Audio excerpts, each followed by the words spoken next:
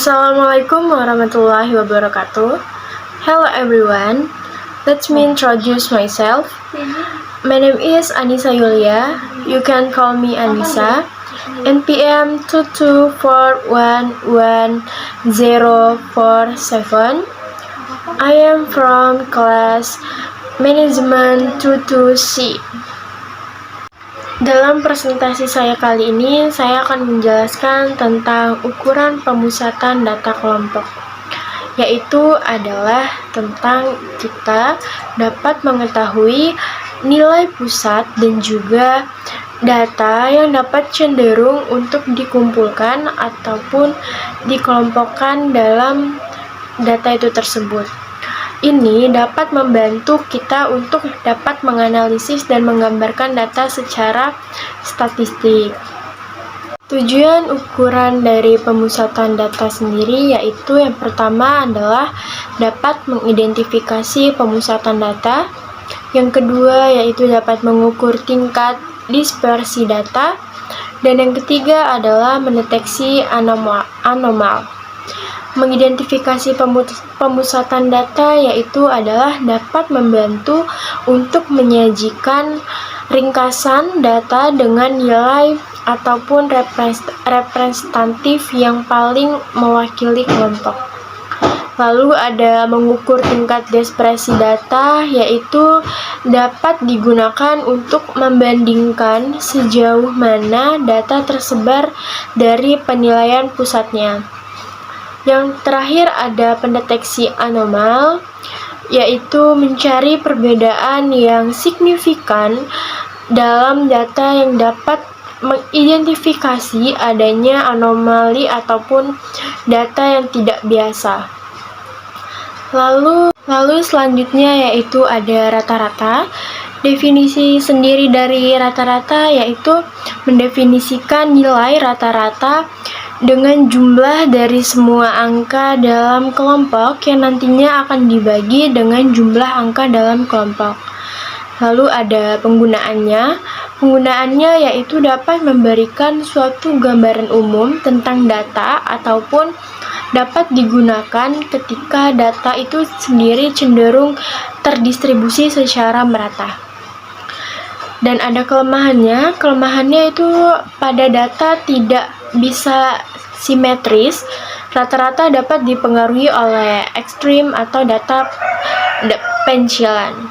Selanjutnya ada median. Median adalah nilai tengah dalam data ketika data diurutkan secara terurut.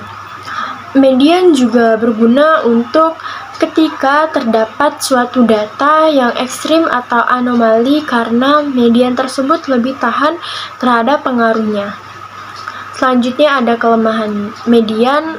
Median yaitu mempunyai kelemahan yaitu dapat beresiko kehilangan informasi detail dari sebuah data karena hanya satu nilai yang dapat digunakan. Lalu ada modus. Definisi dari modus sendiri yaitu adalah modus adalah nilai ataupun nilai-nilai yang paling sering muncul dalam kelompok data. Jadi misalnya di modus ada nilai yang sering muncul 2 kali, 3 kali, itu adalah yang disebut dengan modus. Penggunaan modus yaitu dapat digunakan untuk mencari suatu nilai yang paling umum ataupun dominan lebih muncul dalam suatu kelompok data. Kelemahan modus yaitu modus tidak selalu ada atau tidak unik dalam suatu kelompok datanya. Selanjutnya ada kuartil. Kuartil yaitu nilai yang dapat membagi data terurut menjadi 4 bagian yang sama besar. Penggunaan kuartil yaitu kuartil dapat berguna untuk membantu dalam memahami sejauh mana data terdistribusi dalam mencari outlier atau data yang tidak biasa. Kelemahan dari kuartil sendiri yaitu adalah kuartil tidak bisa memberikan sebuah informasi rinci tentang semua nilai dalam kelompok data. Selanjutnya ada desil. Definisi desil sendiri yaitu desil adalah suatu nilai yang dapat membagi data terurut menjadi 10 bagian yang sama besar. Penggunaan desil yaitu dapat mengidentifikasi persentase dari sebuah kelompok data yang berada di bawah ataupun di atas setiap desil. Kelemahan desil yaitu desil mungkin tidak dapat mempertimbangkan perbedaan yang signifikan antara nilai-nilai dalam kelompok data. Selanjutnya ada presentil, yaitu definisi presentil sendiri. Presentil adalah nilai yang dapat membagi data terurut menjadi 100 bagian yang sama besar.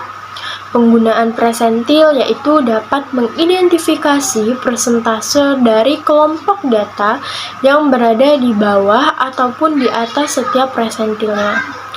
Kelemahan presentil yaitu presentil hanya dapat memberikan suatu gambaran umum tentang distribusi data dan tidak memberikan informasi detail. Kesimpulan dari presentasi di atas yaitu adalah ukuran pemusatan data penting dalam analisis statistik, yaitu data pemusatan sendiri dapat menggambarkan karakteristik nilai-nilai dalam sebuah kelompok ataupun dengan nilai representatif. Kesimpulannya juga terdapat berbagai metode ukuran pemusatan suatu data. Setiap metode ini memiliki kegunaannya, kelebihannya, dan juga kelemahannya sendiri. Lalu juga ada memahami kemiripan dan juga perbedaan metode ukuran dalam pemusatan datanya. Yaitu penting sekali untuk mengambil sebuah keputusan yang tepat berdasarkan jenis data yang dapat dihadapinya. Sekian dari presentasi yang saya sampaikan. Mohon maaf jika ada kesalahan. Saya ucapkan terima kasih. Wassalamualaikum warahmatullahi wabarakatuh.